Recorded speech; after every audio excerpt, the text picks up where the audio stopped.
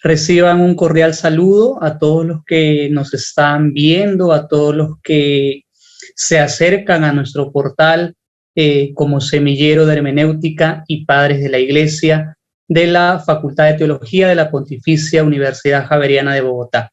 Mi nombre es Steven y me complace abrir esta serie de conferencias orientadas a ver, a indagar la persona, la doctrina de Ireneo de Lyon, hace poco declarado por el Papa Francisco como doctor de la unidad. Vamos entonces a continuación a detenernos en analizar su persona, en analizar su perfil, hacer un recorrido a través de este autor que también puede hacer al pensamiento de la humanidad.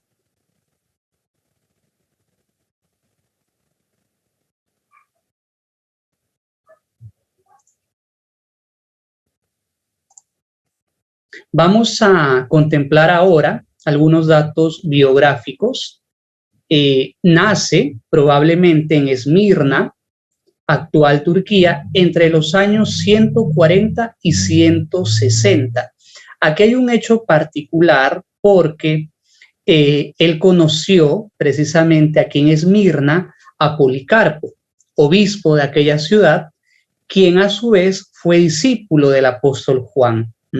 De este modo, señala algunos autores que entonces Ireneo conecta con la tradición apostólica a través de Policarpo, que es discípulo de Juan. Al respecto, podemos leer una carta de Ireneo al presbítero romano Florino. En efecto, dice Ireneo, te conocí siendo yo niño todavía, en el Asia Menor, en casa de Policarpo. Tú eras entonces un personaje de categoría en la corte imperial y procurabas estar en buenas relaciones con él. De los sucesos de aquellos días me acuerdo con mayor claridad que de los recientes, de manera que hasta puedo decir el lugar donde el bienaventurado Policarpo solía estar sentado y disputaba, cómo entraba y salía, el carácter de su vida, el aspecto de su cuerpo, los discursos que hacía al pueblo, cómo contaba sus relaciones con Juan y con los otros que habían visto al Señor, cómo recordaba sus palabras y cuáles eran las cosas relativas al Señor que había oído de ellos. Como vemos, aquí precisamente Ireneo da cuenta de haber conocido a Policarpo junto al presbítero Florino. Y esta experiencia, este acontecimiento de vida, lo narra o lo guarda Eusebio precisamente en su historia eclesiástica, como podemos ver al final de la cita, para remitirnos a ella. Ahora bien, se desconoce cuándo es que Ireneo pasa de Asia Menor a las Galias, pero hacia el 177 se encuentra ya en el colegio de los presbíteros de aquella iglesia y más tarde sucedió al obispo Potino hasta aproximadamente el año 202 o 203, muerto a causa de la persecución de Marco Aurelio, es decir, el obispo Potino. Sucede Ireneo a Potino, ya que Potino junto a otros mártires mueren en una persecución desatada por el emperador romano Marco Aurelio. Ahora bien, dentro de su biografía, dentro de este perfil que vamos conociendo, hay un acontecimiento relevante que el Papa Francisco ha propuesto a la Iglesia, al mundo creyente, pero también a la humanidad, y que permea también su teología y su perfil biográfico. Conocemos de Ireneo su intervención ante el Papa Víctor a propósito de la disputa sobre la fecha de la Pascua entre los años 190 y 191. Los obispos asiáticos querían dejar la fecha judía del 14 de Nisán, según el Evangelio, y así celebrar eventualmente la Pascua durante la semana. Todas las demás iglesias practicaban la celebración en domingo, el día de la resurrección del Señor, como lo practicamos de hecho hoy en día. En ese sentido, ante la disyuntiva que había entre las iglesias por la celebración de la Pascua, lo que pretendía Víctor era reclamar la unidad de los cristianos y por lo tanto proclamar la excomunión de los cristianos de Asia. En ese sentido, muchos obispos escriben al Papa Víctor y entre ellos se encuentra Ireneo, que escribe desde las Galias y escribe precisamente en estos términos. Efectivamente, la controversia no es solamente acerca del día, sino también acerca de la forma misma del ayuno, porque unos piensan que deben ayunar durante un día, otros que 2 y otros que más, y otros dan a su día una medida de 40 horas del día y de la noche. Aquí viene lo interesante y a lo que les invito a poner mucha atención. Y una tal diversidad de observantes, continúa Ireneo, no se ha producido ahora en nuestros tiempos, sino ya mucho antes, bajo nuestros predecesores, cuyo fuerte, según parece, no era la exactitud, y que forjaron para la posteridad la costumbre en su sencillez y particularismo. Y todos ellos no por eso vivieron menos en paz unos con otros, lo mismo que nosotros. El desacuerdo en el ayuno confirma el acuerdo en la fe. En este sentido, el Papa Francisco dijo, él fue un puente espiritual y teológico entre los cristianos de Oriente y Occidente. Su nombre, Ireneo, expresa esa paz que viene del Señor y que reconcilia, reintegrando la unidad. Es por este acontecimiento a favor de la unidad, a favor del acuerdo en la fe, que el Papa Francisco proclamó hace poco a Ireneo como doctor unitatis, es decir, doctor de la unidad. Lo que podemos observar en las últimas palabras de la carta de Ireneo al Papa Víctor es precisamente la defensa de la sencillez y particularidad de cada iglesia, pero por ello mismo el acuerdo en la fe. Ciertamente hay una diferencia en la costumbre de las celebraciones, pero no por ello hay un desacuerdo en la fe. Lo que se intenta entonces mantener unida es esa fe que brota de las iglesias. Y aquí hay un acontecimiento vital que se puede decir en defensa de la unidad, que de hecho está en pro. No solamente podemos decirlo o referirlo, sino que en efecto se mueve en pro de favorecer la unidad de las iglesias. Todas son una sola iglesia. El Papa Benedicto, en una de sus catequesis generales de los miércoles, dice sobre Ireneo: San Ireneo es ante todo un hombre de fe y pastor. Tiene la prudencia, la riqueza de doctrina y el celo misionero del buen pastor.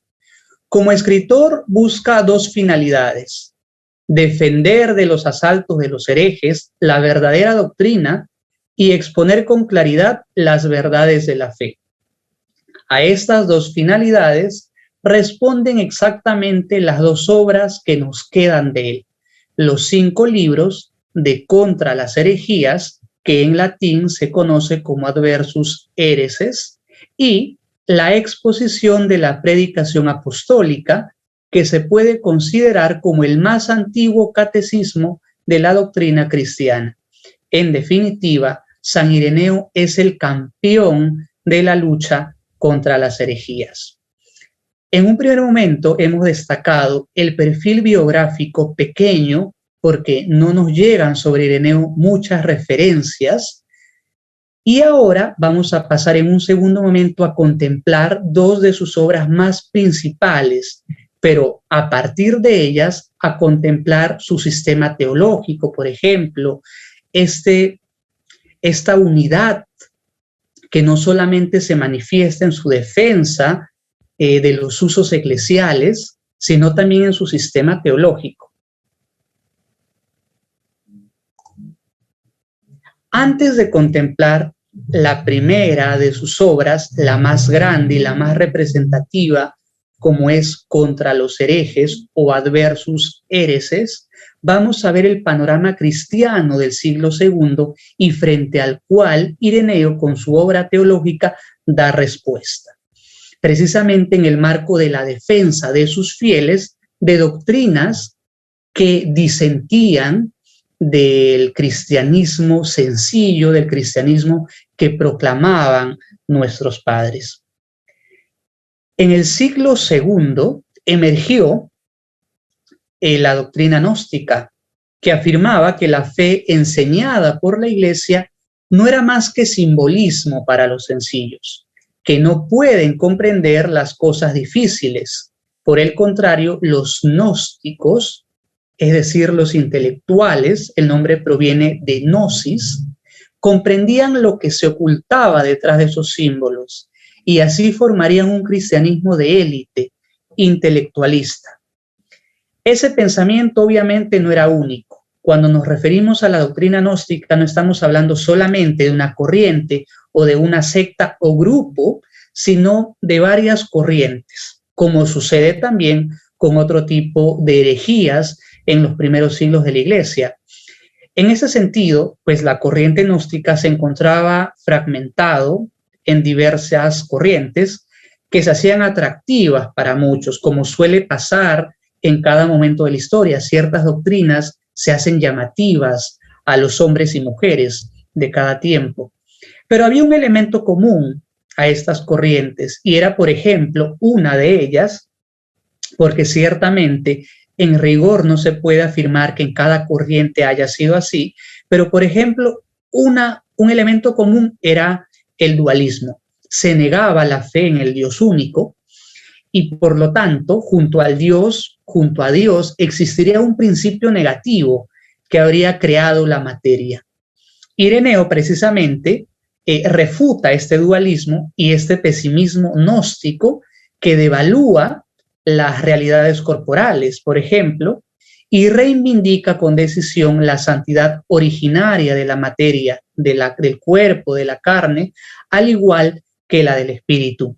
Aquí ya hay un detalle y conviene tenerlo en cuenta para más adelante, y es que curiosamente contra el dualismo propugnado por los gnósticos se encuentra Ireneo como una persona unitaria, que como veremos a continuación también eso permea su teología, su sistema teológico. Por tanto, aprovechando o haciendo frente a la herejía gnóstica, Ireneo, en su Adversus Hereses o contra los herejes, desenmascara esta herejía. Particularmente en los libros primero y segundo, Ireneo aborda los orígenes del gnosticismo, denunciando y refutando la doctrina. Los libros del tercero al quinto, por su parte, los dedica Ireneo a derrocar aquella falsa gnosis, aquella doctrina, a través de la exposición de la doctrina de la Iglesia enraizada en la regula fidei, es decir, en la fe de los apóstoles. Sobre el sistema gnóstico, sobre la doctrina gnóstica, esta obra magna de Ireneo, su Adversus Hereses, es como el libro más detallado que tenemos sobre la herejía gnóstica, porque muchas de las obras, obviamente, de autores gnósticos se perdió en el tiempo, pero lo que más nos acerca a la doctrina gnóstica es precisamente esta obra de Ireneo. De modo que quien quiera conocer el sistema gnóstico inevitablemente tendrá que recurrir a la obra Adversus Héreses de Ireneo, que es un libro muy grande donde hace una exposición desde la doctrina de la Iglesia sobre esta falsa gnosis, desenmascarando, derrocando esta falsa doctrina. Hay una cuestión además que emerge ya en Ireneo y es su enraizamiento en la regula fidei, en la fe comunicada de los apóstoles. Lo que hace Ireneo es exponer frente a esta doctrina gnóstica la fe sencilla de la Iglesia que a su vez Ireneo ha recibido y que él pone en conocimiento de los cristianos, de los creyentes y también de los gnósticos en ese sentido. La regula fidei o la fe de los apóstoles, la regla de la fe o la regla de la verdad es lo que nos conecta con precisamente la fe que comunicaron los apóstoles. Es decir, que nosotros no podemos avanzar en el conocimiento de la fe con doctrinas que vayan más allá de la comunicada por los apóstoles, que a su vez fue la fe que recibieron ellos del Señor y del Espíritu Santo. Dice Benedicto XVI, pero su obra va mucho más allá de la confutación de la herejía. En efecto, se puede decir que se presenta como el primer gran teólogo de la Iglesia, el que creó la teología sistemática. Él mismo habla del sistema de la teología, es decir, de la coherencia interna de toda la fe. Por eso les decía hace un momento que también esta unidad que caracteriza su perfil biográfico y a favor de la que lucha ante el Papa Víctor, precisamente también permea su sistema teológico. Hay una fe interna en la teología, en la fe que se nos ha comunicado desde los apóstoles y por lo tanto, en consonancia con esta fe unitaria, tenemos que avanzar. A propósito, hay una bonita cita del mismo Ireneo que la dejó escrita en su magna obra Adversus Héreses, donde se deja percibir esta unidad en la fe. Habiendo recibido esta predicación y esta fe de los apóstoles, la Iglesia, aunque esparcida por el mundo entero, las conserva con esmero, como habitando en una sola mansión, y cree de manera idéntica, como no teniendo más que una sola alma y un solo corazón, y las predica, las enseña y las transmite con voz unánime, como si no poseyera más que una sola boca, porque aunque las lenguas del mundo difieren entre sí, el contenido de la tradición es único e idéntico. Y ni las iglesias establecidas en Alemania, ni las que están en España, ni las que están entre los celtas, ni las de Oriente, es decir, de Egipto y Libia, ni las que están fundadas en el centro del mundo, tienen otra fe u otra tradición. Ojo que aquí por tradición no debemos comprender un tradicionalismo. Tradición para Ireneo es la experiencia viva de la Iglesia que está nutrida por el mismo Espíritu Santo. Por lo tanto, esta tradición es una tradición neumática, que el mismo Espíritu se encarga de comunicar, se encarga de acrecentar, se encarga de llevar adelante en boca precisamente de aquellos que la transmiten. Y esto es un dato a tener en cuenta en la actualidad, por ejemplo, porque solemos asociar a estos autores antiguos, a estos padres de la Iglesia, con un simple tradicionalismo o la tradición con un sencillo tradicionalismo, dejando de lado que fueron hombres y también mujeres que estaban asociados en una muy rica experiencia al Espíritu Santo. Por lo tanto, esa tradición es novedosa, por lo tanto, esa tradición se va difundiendo con un buen aroma, porque va siendo soplada, porque va siendo comunicada desde el Espíritu Santo. Y en ese sentido, estos hombres son hombres de discernimiento que a la luz del Espíritu van aprendiendo el dato de la fe, si queremos decir alguna palabra, y la van comunicando a su vez con creatividad a sus hermanos.